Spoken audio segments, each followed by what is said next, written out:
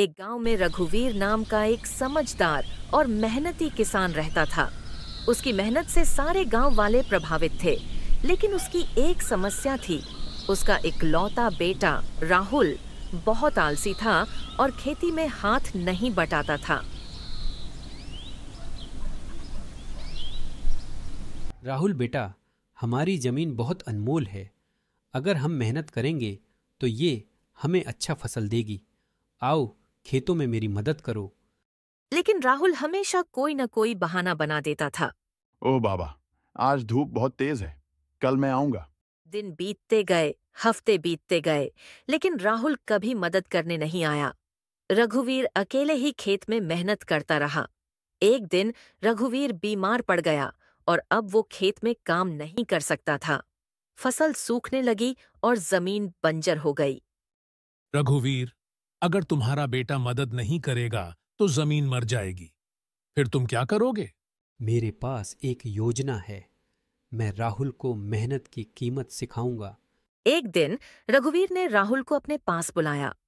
राहुल, मैंने खेत में एक खजाना छुपा रखा है, लेकिन मुझे याद नहीं है कि कहाँ। अगर तुम पूरा खेत खोदोगे तो तुम्हें वो खजाना मिल जाएगा। खजाने की बात सुनकर राहुल की आंखें चमक उठीं।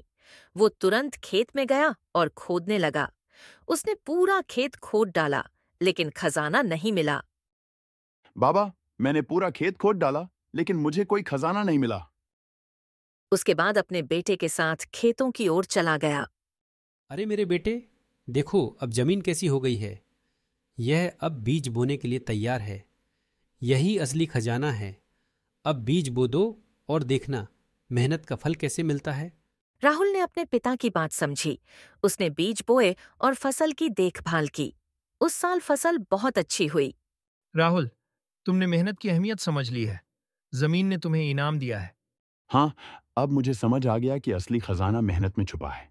उस दिन के बाद राहुल अपने पिता के साथ मिलकर खेती में मेहनत करने लगा और उनकी जमीन फिर से हरी भरी हो गई। गांव के लोग राहुल के परिवर्तन को देखकर उसकी सराहना करने लगे।